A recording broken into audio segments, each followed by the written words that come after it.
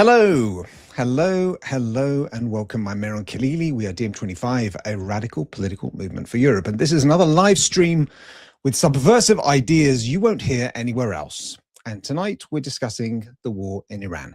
It's been 19 days since the United States and Israel launched Operation Epic Fury, airstrikes that killed Iran's leader, Khamenei, flattened military infrastructure, and opened a war that is still escalating, with at least 1,444 civilians killed.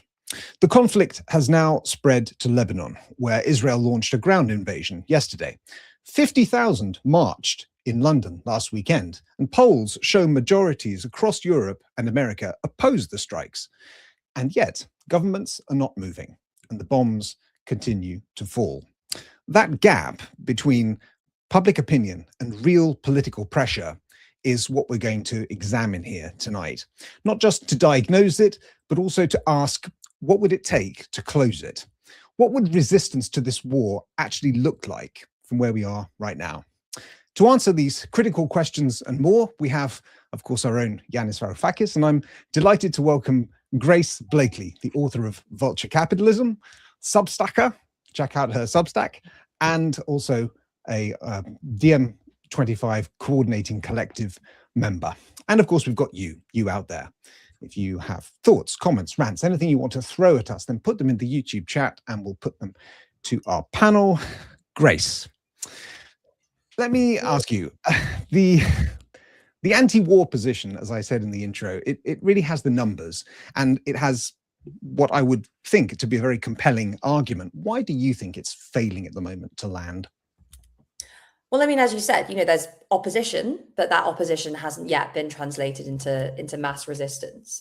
And I think what's interesting reflecting on this is that you can say the same thing about pretty much every big political crisis that's happened at least over the last 20 years. There's resistance to the cost of living crisis. There's resistance in the pandemic. There's resistance to austerity, resistance to the financial crisis. But that doesn't, other than outside of a few occasions, translate into this, wholesale resistance and like mass movement that's capable of kind of upending the system. Now, I think if you kind of speak to a lot of people, the received wisdom about this would be it's to do with leadership, it's to do with the need for like better and more cohesive political institutions, particularly in majoritarian electoral systems where you've only got two major parties needing to form kind of new political structures. And those things are all important. But something that I'm writing about and thinking about a lot at the moment, because it's the subject of my next book, is this issue of individualism and the lack of any impetus to build movements and forms of kind of collective struggle in moments of crisis. Because if you think about the formation of political parties in the past, like the original left political parties were formed because they emerged out of pre-existing movements, labor movements, social movements that had formed even outside of party political structures. So, the big question that we have today is like, what's changed? Why is it so much harder to form cohesive political movements inside of or outside of party structures than it was in the past? And I think, such a big thing is just that there's been this kind of banishment of the very idea of collective organizing from the kind of from mainstream society. Basically, it's seen as something that you do if you're a bit radical, like you go to a protest or, you maybe like participate in some form of politics. But for a lot of other people, participation in politics is basically limited to kind of voting in elections and liking political posts on Instagram. And this is something that the left has been struggling with, even in times that it's been successful. Because we've managed to kind of sometimes, and Yanis, you were a part of this in Greece, I was a part of this in the UK, managed to build those political movements capable of kind of channeling that frustration and opposition to the existing system into electoral success. But that hasn't then often translated into a kind of long-term sustained mass movement that's capable of really like resisting the stuff that gave rise to all of those issues in the first place. And that's a really hard thing to solve. One thing that I've been thinking about recently a lot is that some of you might have seen that Louis Theroux documentary about the manosphere. Like, that's the right responding to the absence of collective power and collective institutions, and basically saying, like, you're on your own, you have to compete to survive. The people who get to the top are the most valuable, everyone else is a loser. And that's kind of a result of that, like, marketization of society, that the dominance of market ideology, the idea that we're all these little isolated individuals, like, competing against one another. And I don't think the left has really focused on rebutting that enough and talking to this need for community, this need for solidarity, this need for, like, bigger structures and organizations that can help us feel powerful again and help us channel this anger and frustration and fear into something more positive. So yeah, I think that that's something that's really missing, and we can talk about why that is. Yeah, no. Yanis, what's your take on this, especially with regard to the Iran war? Why is that argument failing to connect? Well, Grace, I'm looking forward to reading your book. Maybe I'll become a bit wiser on the failures of collective action. Mehran, 3 reasons. First, fatigue. As Grace said, for decades now, we are managing to put together gigantic demonstrations. None of them were larger than the ones in 2003 opposing the Iraq war.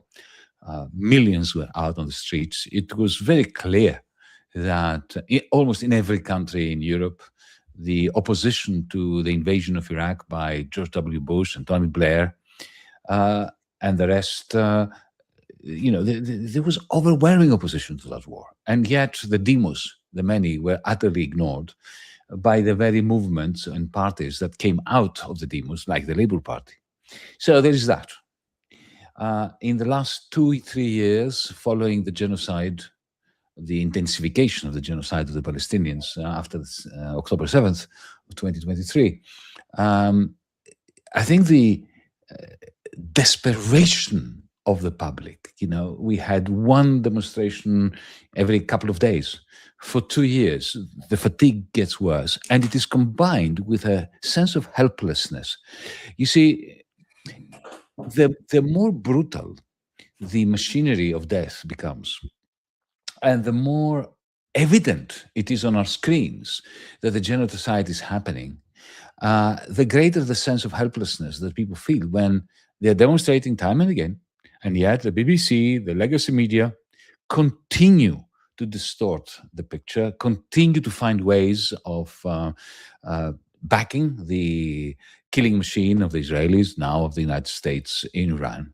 The manner in which the legacy media have, sort of papered over, the massacre of the school children, the schoolgirls in Iran. That, I think, creates an intense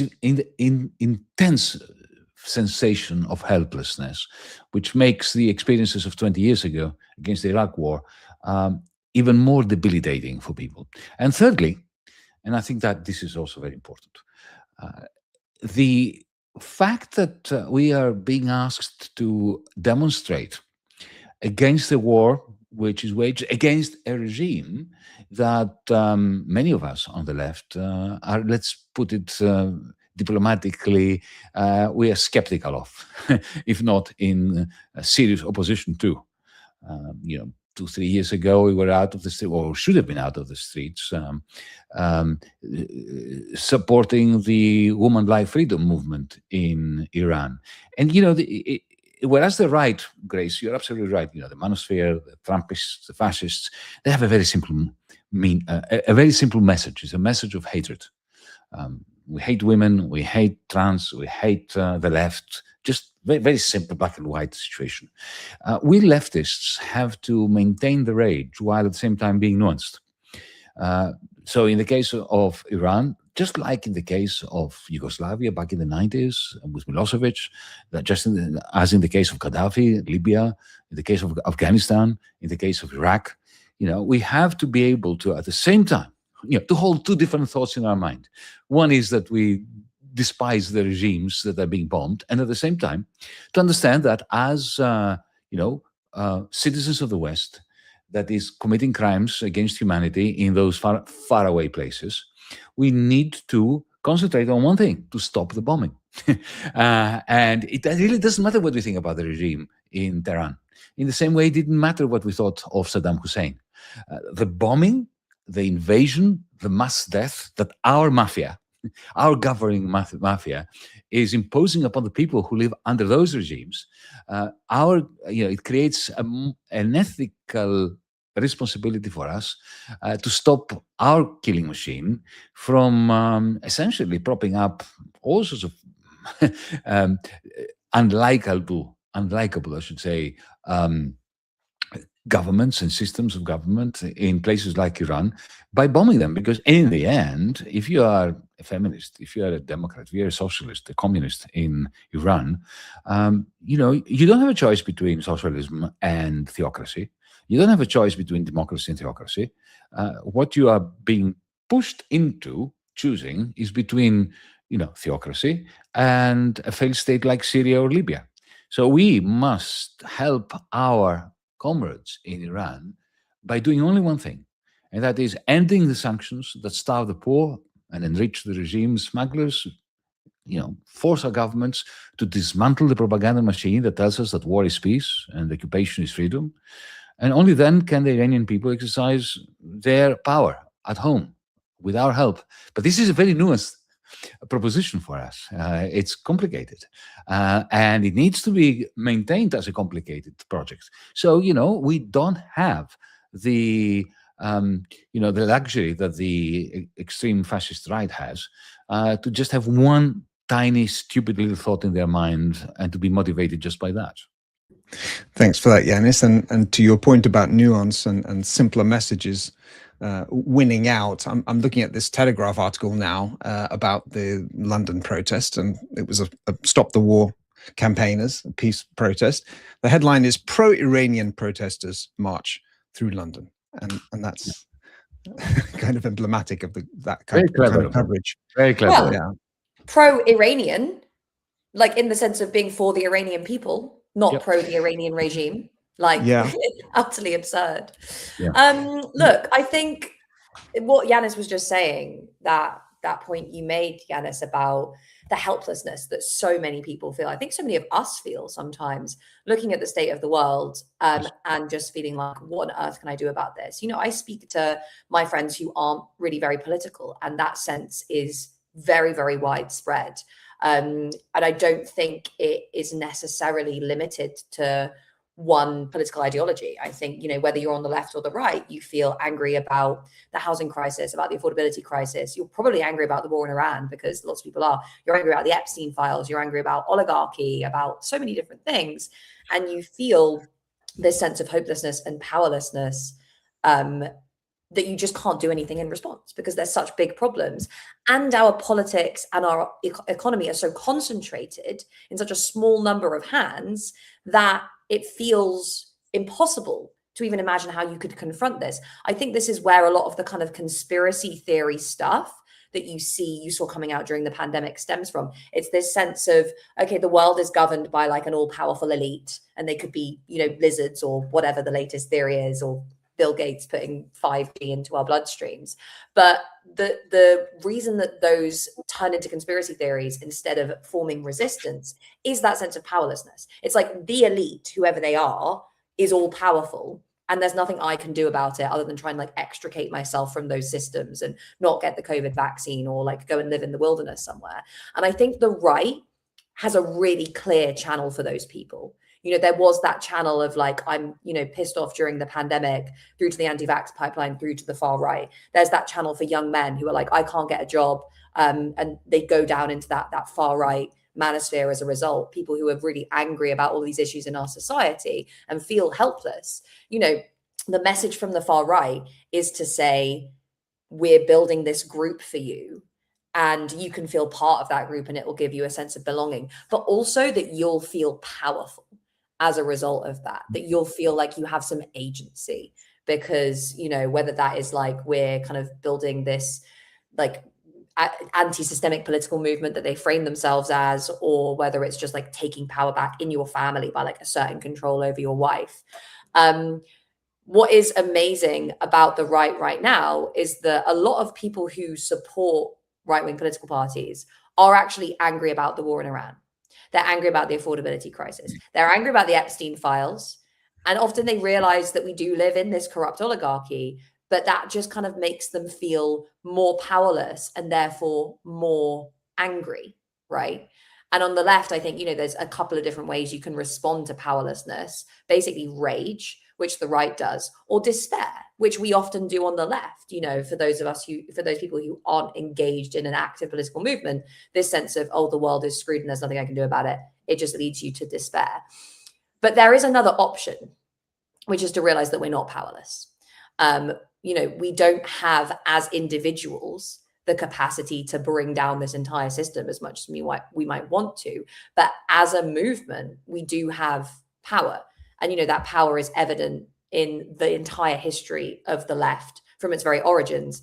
And it began in conditions that were much harder than what we're facing right now, both for individuals and for the movement as a whole. So I think the question is, how do we turn this sense of powerlessness and this sense of anger and this sense of despair into a solid movement? How do we give people back that sense of agency on the left? And actually, protest is important in that. It provides people with not just an outlet for their anger, but a sense of, oh, everyone else is annoyed about this. And, I'm not on my own in that. And it allows for those kind of links to be built that often form the foundations of future political movements. But there's also so many other creative ways that I've seen resistance happening, like throughout, societies all over the world. One thing that immediately came to mind was that during when the genocide was at its peak, I spoke to a few people that were setting up these things called apartheid-free zones in their cities, where they basically organized to go around to all these different shops and say, will you participate in our boycott of Israeli goods? And that became this big movement in a few different cities around the UK, and created a real sense of purpose and community and solidarity fought back against this idea that we can't do anything to challenge these structures from day to day. And obviously we were also going out and protesting and going to those demonstrations in London all the time and raising these issues within political parties. But I think providing people with those ways that they can resist in community together is also really important for combating this idea that oh, I'm all alone, the world is screwed, no one else cares, and there's nothing I can do about it. That's really good. If we can put a pin in that, because I would love to return back to sort of what we can do and how we can address the gap. But just to drill down a bit more at this point in the conversation on some of those structural reasons why the opposition is hampered on specifically around the Iran war. There were a couple of other reasons that I'd like to throw at you both, and you tell me what you think. The first is that this war came about very, very quickly. Unlike Iraq that you mentioned, Yanis, there was a whole process there of months and months of build-up and UN processes and so on. So now the opposition is basically on the back foot. It happened, even though you could probably predict that it might. It happened on a Saturday morning, and there hasn't been time really to organize. I know there are lots of people I know in the organizing community that are having those meetings right now. Those Zoom calls are happening, as we speak.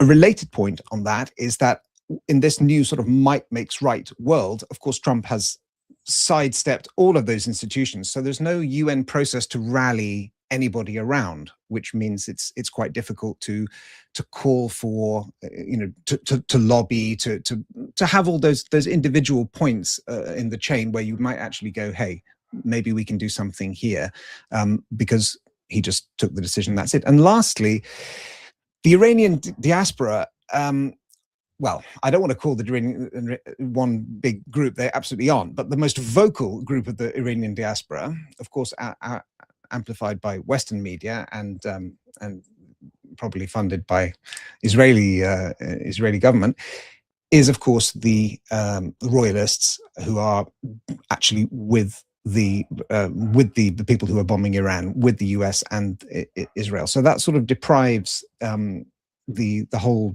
the moral authority, the emotional urgency. It deprives we don't have that group in the narrative to be able to make that argument.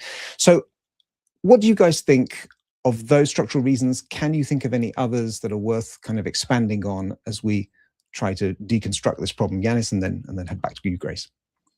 Look, of all the explanations that you just offered, it's an empirical, of course, issue, whether they are correct or not. But my sense is that they're not that significant. The most significant factor in explaining the loss of verve amongst demonstrators is that, the 2.5 years of constant demonstrations against the Gaza genocide, which ended up, despite the many victories in court of the flotilla, the moral victory of the flotilla, the moral victory of the march to Gaza, and so on and so forth, the fact that we were victorious on the ethical plane, and that made no difference on the ground. As we speak, children in Gaza are being operated upon without anesthetic because Israel is refusing to allow anesthetic into Gaza.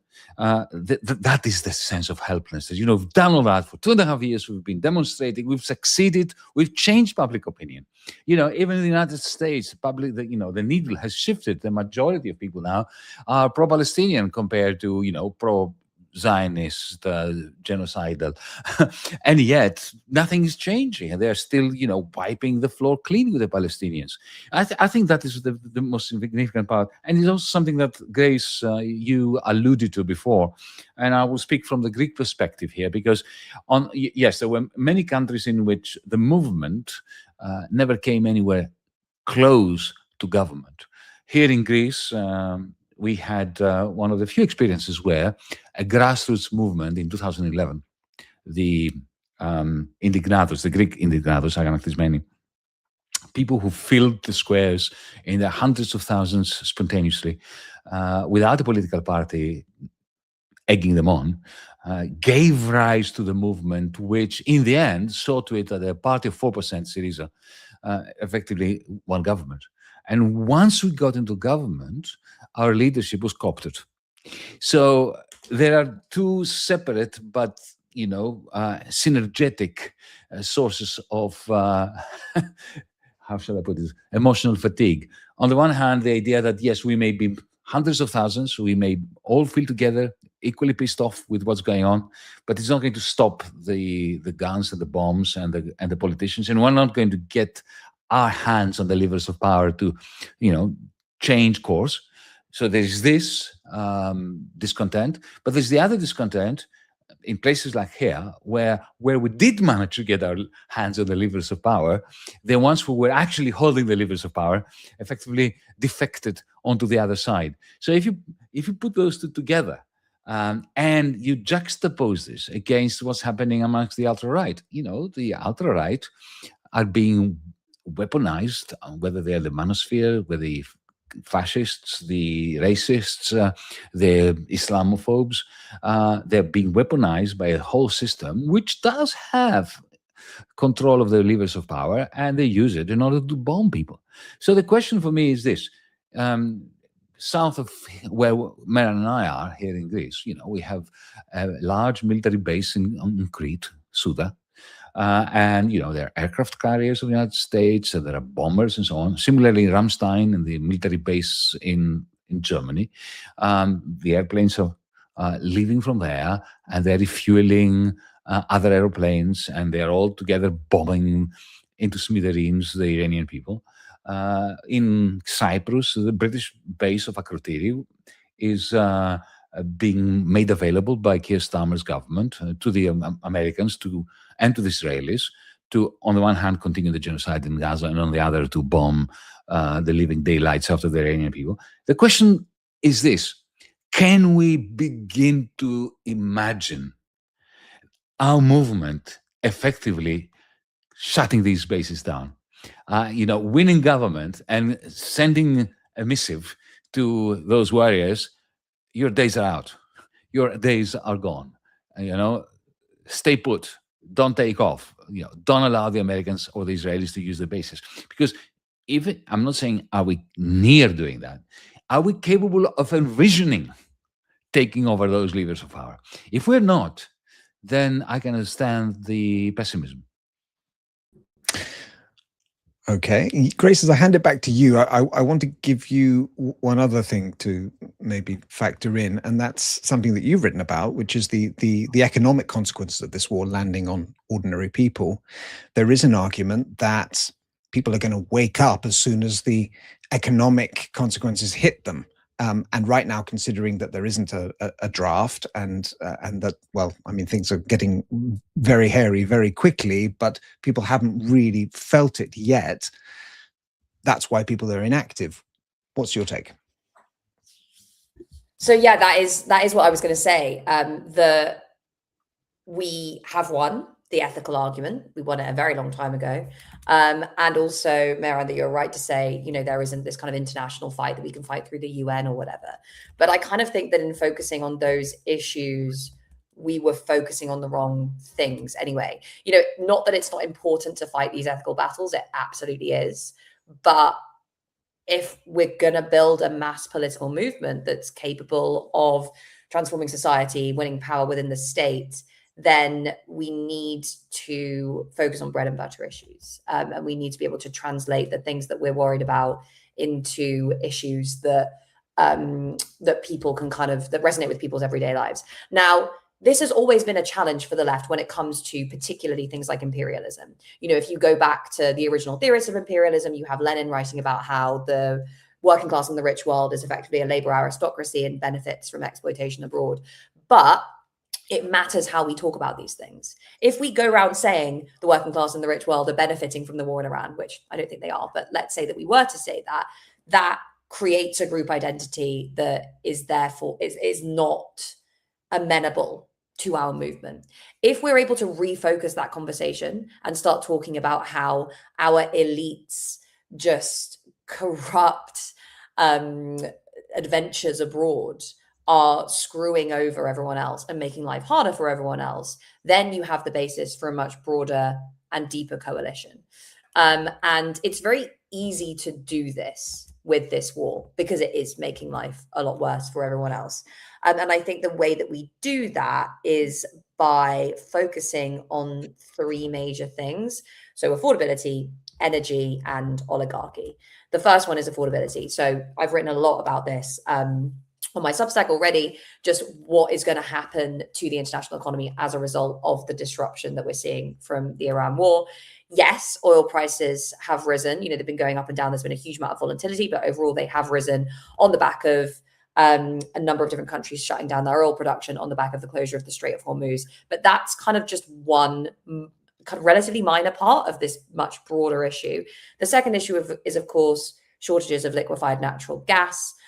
Because Qatar exports a lot of liquefied natural gas and obviously shut down the plant that was doing that. But relatedly, in the process of the production of LNG, you also produce a number of other chemicals that are really important to production of lots of different things, particularly fertilizer.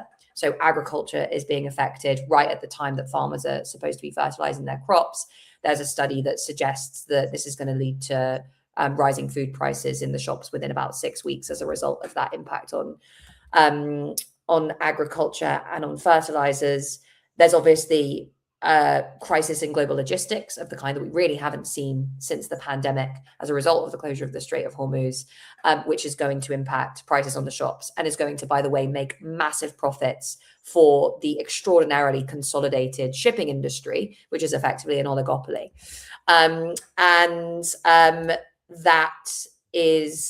That kind of is just like two parts of this much broader economic crisis. So there's that affordability angle, which we really need to focus on, just translating, like, you are going to be seeing higher shops on the shelves, and it's because Donald Trump decided to go to war and Keir Starmer was too pathetic to actually mount any proper resistance to that. Then there's the energy argument. And this is, I think, something that's really important because we keep seeing energy crises that result from the fact that there are a few often tyrannical regimes that basically control the world's oil supply, of which the US is one, by the way, as a major fracker.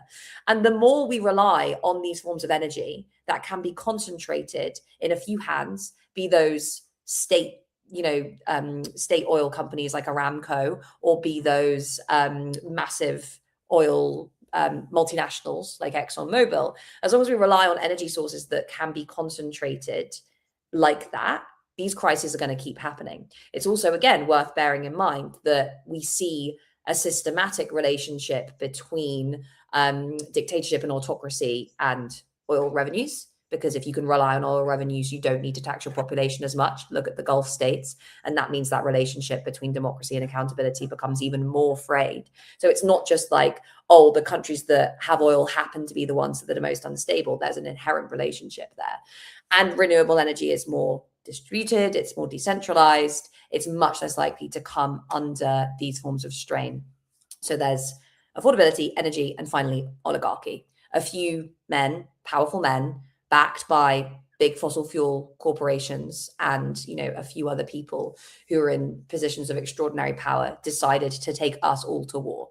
And there was no democratic accountability there, and we're all going to be suffering as a result. So I think if we can translate what's going on here into those three issues and then make our arguments on the back of that, then we build a much bigger coalition. Can I ask you something though, Grace? I mean, just to push back for a second, and then I'll hand to you, Yanis.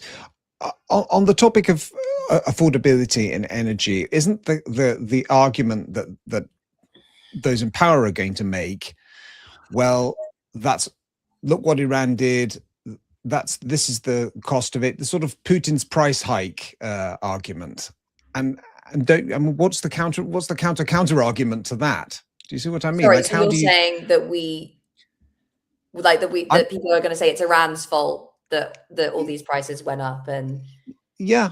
Okay, so I think two things. I don't think they can even make that argument, can they? I mean, Iran didn't bomb itself. Yeah, and also I think the energy argument then becomes even more powerful, because it's like, okay, we're giving control over our entire economy to like a few oil producing states, so we need to invest in renewables. Okay. Let me take further Grace's point. I agree entirely with the triptych, the triangle of affordability, energy, oligarchy. We do that here in Greece with our party, Mehran 25. But I think that it works even better, Grace, if, okay, you say everything, I would say everything you said, but then concentrate on things that can change within your own country. Take yours, the United Kingdom. Because if you start talking to people about, you know, the oligarchic power of Aramco in Saudi Arabia and the fracking industry in New Mexico and so on, people say, oh, yeah, well, what can we do about that? That's too far away, can't change New Mexico. But if you concentrate on what's happening in your own country, and I will use yours as an example, the United Kingdom. And if you say to people, things that the average Briton does not understand, for instance, that, you know, every kilowatt hour that is produced of electricity in Britain from wind turbines, you pay for it. That's what we need to say to people, as if it has been produced by the most expensive liquefied natural gas from New Mexico. This is the target model. And even if we had 99% of our energy produced locally, without the use of fossil fuels, even if we did, with the current market structure, we will be paying the same. And this is a scandal, because this is something we can change within our country without changing the world, without deposing, you know, the powerful fossil fuel industry around the world. We can do it today in Britain. We can do it in Greece. We can do it in Germany. But why are we not doing it? We're not doing it because Thatcher convinced our society that we need a market for electricity. Well, we don't really know. There can be no such thing as a market for electricity. It's all a fake market. It's a quasi-pseudo market. There's only one bloody wire that comes out of the wall in your home, in your shop, okay? You don't choose between 50 different companies. It's a fake market. It is a simulated market, which is a cartel, and the purpose of which is to make sure that you pay not a certain amount in excess of the average cost of electricity, but that you pay huge margins, and in the end, every single kilowatt hour is being paid for at a rate determined by the most expensive kilowatt hour ever produced, which is exactly the opposite of even what, you know, neoliberals should be interested in. And you simply say to them, look, we can do this today here in our country. We blow up these stupid electricity markets, which don't really exist. They don't operate like the market for meat and for beer and for bread, the baker, the brewer, and the butcher, Adam Smith. This is all got nothing to do with even liberalism, what we have. We have an oligarchy which is sitting on our shoulders, and it is sucking the blood out of us. And here is what we could do today. Blow up the electricity markets, replace them by a socialized system of producing and distributing electricity. And then you will have a reason why people will want more renewables, because the more renewables they have, the lower the cost, and the lower the cost, the lower the price. Today, that is not the case.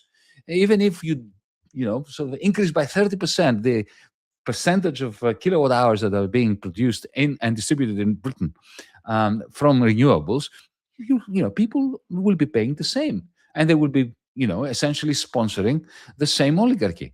So combine oligarchy with energy and bring it down to the ground, to your own country, to say that we don't need to have world socialism before things can change in our country. We could change it today, and then get them angry that it is not changing today.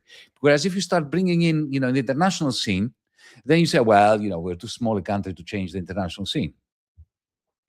Thank you, Yanis. Allow me to read out a couple of comments from the chat. SV Harkin says that the effect on energy is not a bug of the war, it's the feature. And Luis Aldemis continues this theme. He says, some have argued that the USA is actually fighting this war to raise oil prices. The USA is an oil and gas exporter, not importer. Evie says the highest price of this war is the environmental one. And Spiffy Keen notes that the position of the elite is much more precarious than we think. It is predicated on the complacency of the masses that they exploit.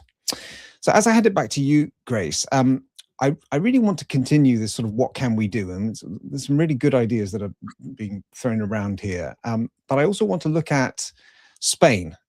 Now, Spain is being held up in some circles as the model. The Spanish Prime Minister, as I'm sure we all know, he told Trump where to stick it on Iran. The New Statesman has profiled him now as a left-wing icon. Yanis, I know that in our private discussions, you've said that there was a lot of he was doing it for political reasons. Nonetheless, could this potentially be a model that we can, when there is this anti-war movement, which I'm sure is coming and about to storm the gates, call for, look to, emulate, adapt? What do you think, Grace? And then you, Jens.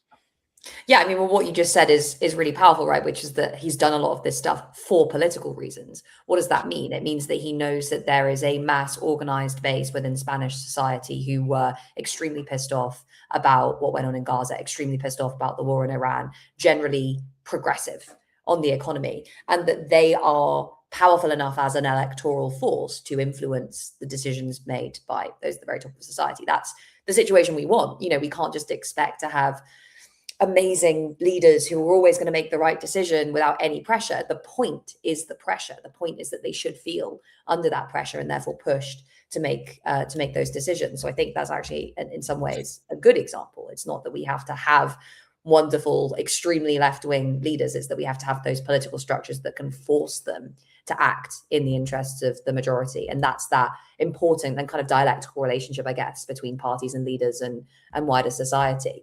I actually wanted to speak a little bit to the point made by one of the commenters, which was, has the US launched this war in order to raise global oil prices? I've heard this a lot recently, both from people, often from Trump supporters, actually saying he's done this on purpose to screw over China, or he's done it to benefit US frackers, right? Either way, the idea is that it was intentional to raise oil prices. I don't think that you can read this conflict that way, because the immediate impact has been a huge crisis for Trump directly as a result of the affordability issues that are being caused by rising oil prices. Trump has been pincered by affordability for a long time. And then recently, obviously, Epstein has come in as well. I saw a poll today that said that about half of Americans think that he started this war to distract from the Epstein files. I'm not sure that the relationship is that direct, but what is very clear is that this, for him, I would say, is a kind of Thatcher Falklands moment, which is to say that he's launched a war to project strength at a point of weakness for him and his regime at home. And that domestic vulnerability is, I think, linked to, yes, Epstein, oligarchy, all of those issues, but also the affordability crisis, which has been going on for a very long time now. Before this war even started, I wrote a piece looking at what was really going on in the US economy. And there were a few stats that really stood out. The first was obviously that without AI investment, one Harvard economist estimated that US GDP would have grown by like 0.1%, that it was basically flat. The second was that 50% of consumption was accounted for by the top 10% of consumers. So the wealthy, the spending of the wealthy and the AI boom is basically keeping the economy afloat. And those two things are related because 10% of Americans own about 90% of the country's stock wealth. And that big boom in share prices has just made them feel wealthier. At the bottom end of the income spectrum, the stat was that around a third of Americans were spending more than they were earning every month and covering the difference with debt. That credit card debt has increased substantially, and all sorts of different indicators of financial distress were kind of flashing red even before this crisis. So the affordability issue, which Trump promised to solve, is still raging. Oligarchy is still alive and well. Inequality is getting worse. And he knows that. This week, they've just passed a bill banning real estate companies, big developers, from buying up individual family homes. And this was, again, part of his thing, an allegedly left-wing move, a kind of symbolic move to say we care about the affordability crisis. I honestly think the affordability crisis is, for Trump, one of the biggest things that he's worried about right now, just given where his base is at and given how betrayed they feel about the fact that things are getting more expensive and their lives keep getting worse. And for that reason, I don't actually think this was intentional. And I do therefore think it's something that we can mobilize on. Thanks, Grace. Yanis, was it intentional? Yeah. Well, on Sanchez, he's doing the right thing. So we should applaud him. Not necessarily celebrate him, but applaud him and support him. I wish I could agree with you, Grace, that he's doing it because he can see that there is a very well-organized movement under him. I don't think so. I think the movements in Spain have never been in a sorrier state than they are today. Spain is a country with a tradition of very strong movements, but this is not the best period of movements in Spain. What is happening in Spain is that, remember, Sanchez was never secure in parliament. He always had a minority government. More often than not, he's not managed to pass a budget.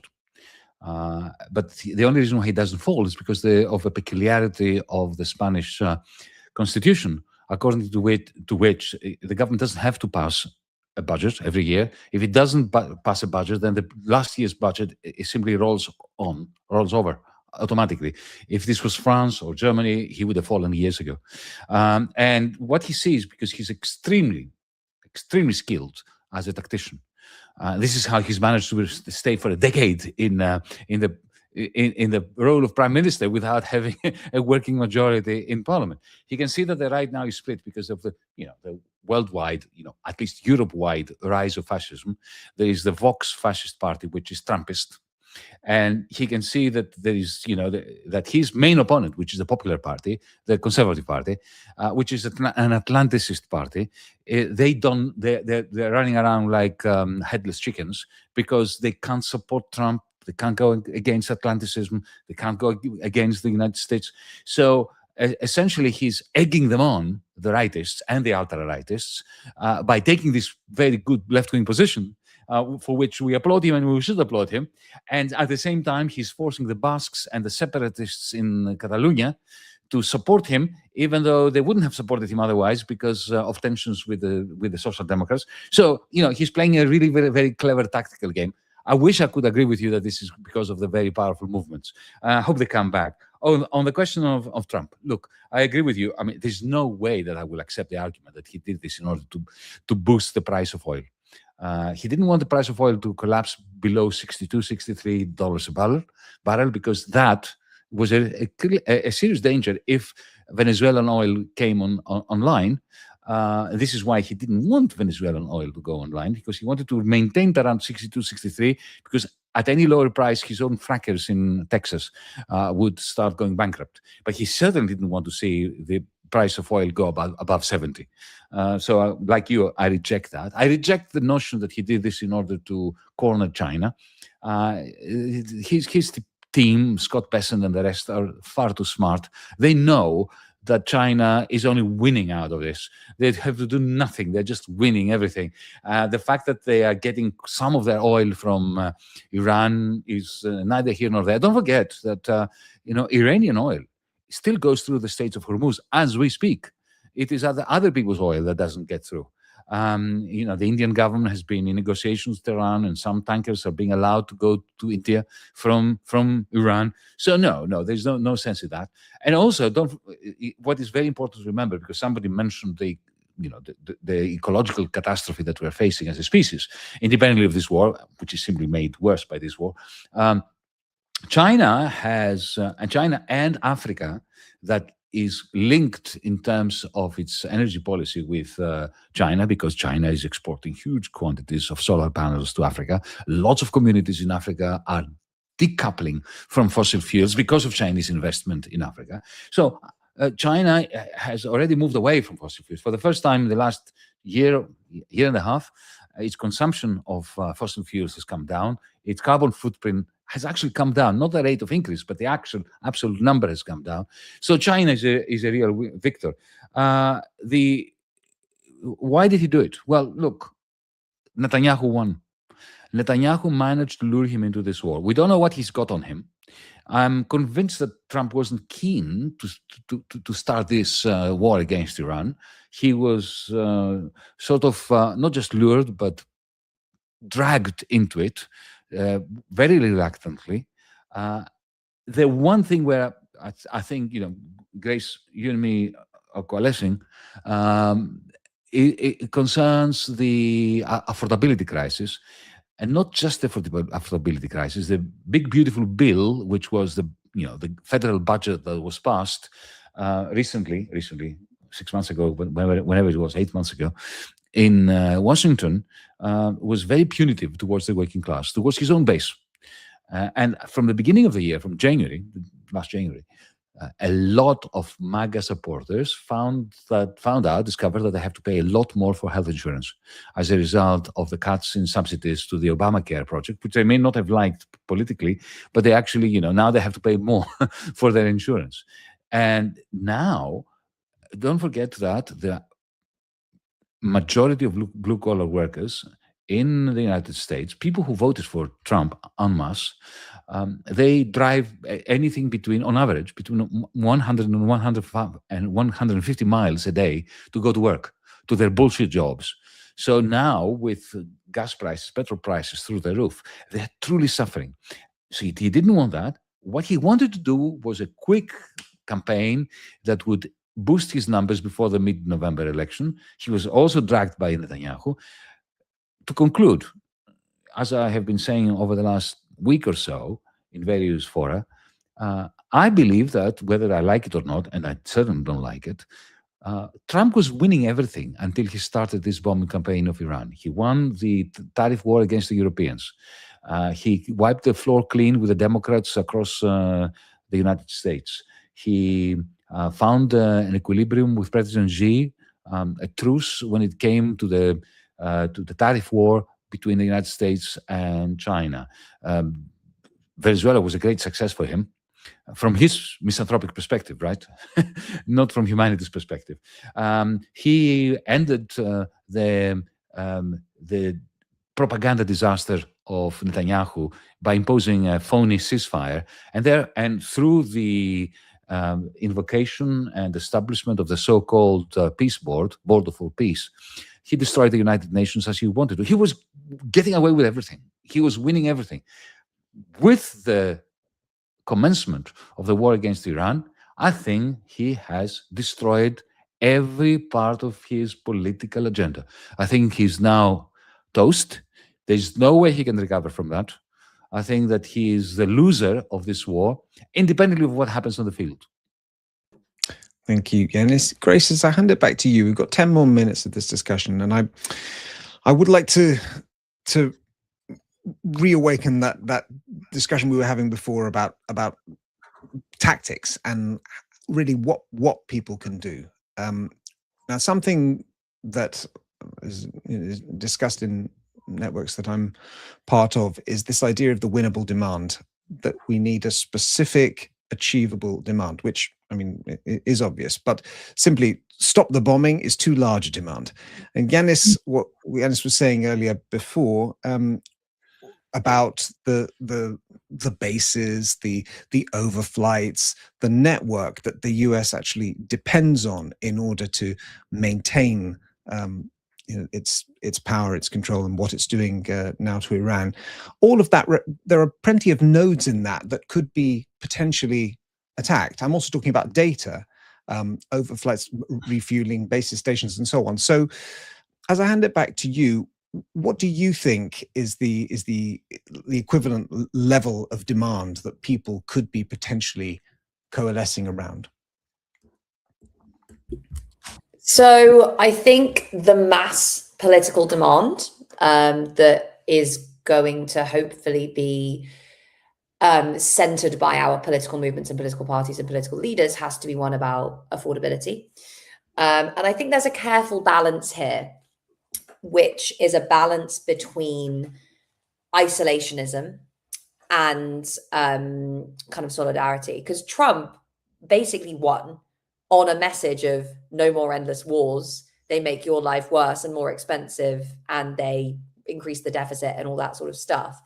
And there is a kind of isolationist tendency that I think a lot of people often lean towards, which is like, oh, let the rest of the world deal with their own shit.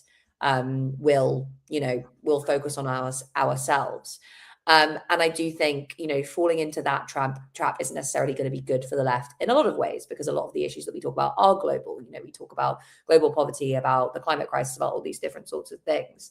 And I think the alternative to that isn't the kind of like liberal millenarian internationalism that has failed so badly, which says like, we'll build the UN up and make it into a world peacekeeping force and like reduce like the kind of view that was often held, I think, by some sections of particularly the liberal left, and which kind of doesn't really account for the mistrust that exists within lots of big, powerful institutions at the global level, at the national level, and indeed how those institutions have become captured by capital and kind of pulled away from ordinary people. And I think the middle ground there is basically one based on solidarity. So it's like, this war is raising prices for you at the petrol station. It's making your energy more expensive. Also, it is channeling shitloads of money to BAE Systems and the military industrial complex and the shareholders there who are capturing your state, fueling this oligarchy and undermining democratic accountability. And also, Iranian school children are being killed as a result of that. And, you're not a bad person. Yes, maybe you are more focused on kind of what's going on around your back door in your kind of community, in your workplace, but you care about those things. There is a way of linking up all of those things into an argument that centers on solidarity and how we build an economy that works for normal people, rather than just this like corrupt machine that's taking from the vast majority to pull that into the pockets of a small minority. So I think that kind of like broader framing of the affordability crisis that centers on solidarity, but which also, as Yanis was saying, focuses on issues at home. It really has to start there, because people are so exhausted, they're so tired, they're so just like shattered with dealing with the insecurity and fear and alienation that's created by neoliberalism. There's no other way to reach people other than by starting with the struggles that they're facing. And then for our organized movements, these questions around how we target infrastructure are really important. And we've seen this in the UK, because that's what Palestine Action did. And then they got banned, right? And in that process of fighting back against that ban, they relied on a broad and deep ecosystem of lots of people who were willing to kind of go out and support them, and support basically the freedom to protest and the freedom to resist, and not just non-violently resist, right? Because like if you are attacking, like if you are an oppressed people and you decide that you need to attack military infrastructure or the infrastructure that is being used to kill you and your family, then that is a legitimate form of resistance that is enshrined within international law that you are able to do. Like that form of, yes, what could be called violent resistance. It's not violence against people. It's certainly not violence against civilians, but it's violence against the machinery of the state that is being used to murder people. That is completely legitimate and something we should absolutely be defending, and defending the institutions and organizations that are going out and doing that, which is why I think the movement around Palestine Action in the UK has been so important. And also it's been so successful. It's brought so many people into our movement. It's radicalized people. And I completely agree that that's something we should continue to target as a movement. Thanks, Chris. Yanis?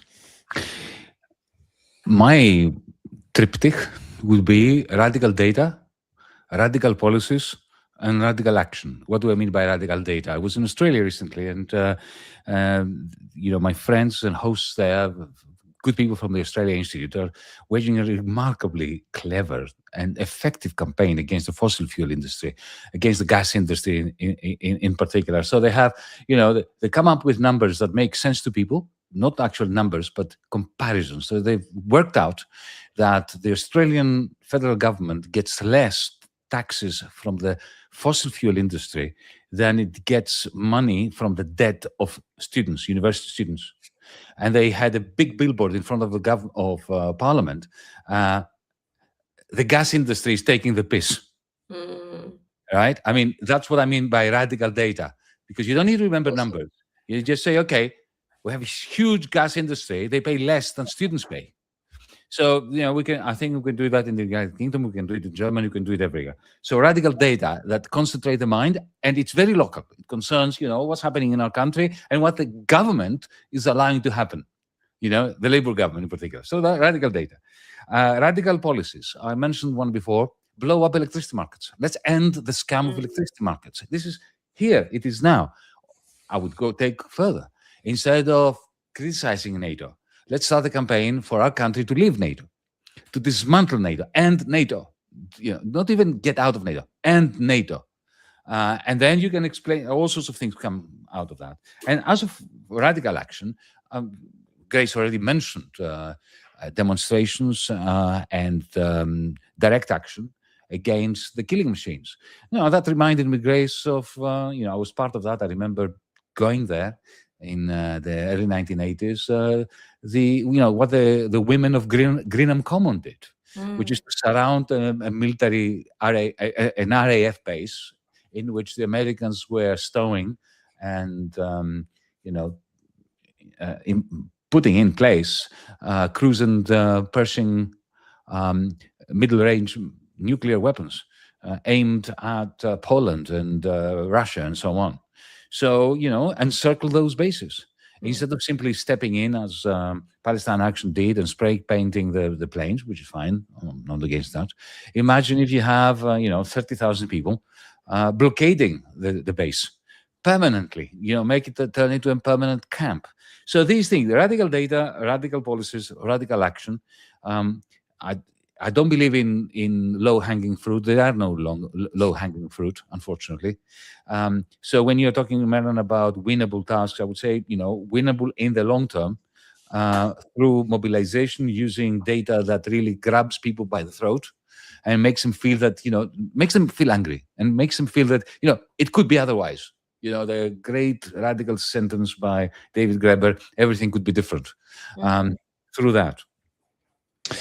Well, thank you very much. And I think we're at the top of the hour. We've had a wonderful exchange on ideas and tactics and what are the barriers that are holding the left back. And guess what? Next week on Tuesday, we will be at the Troxy Theatre in London.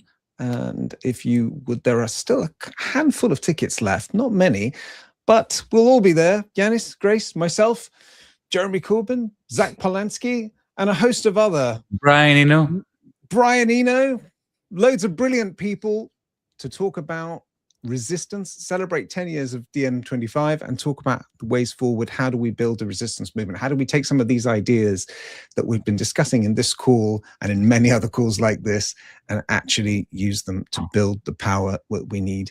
So please go to dn25.org and grab the last handful of tickets if you would like to join us.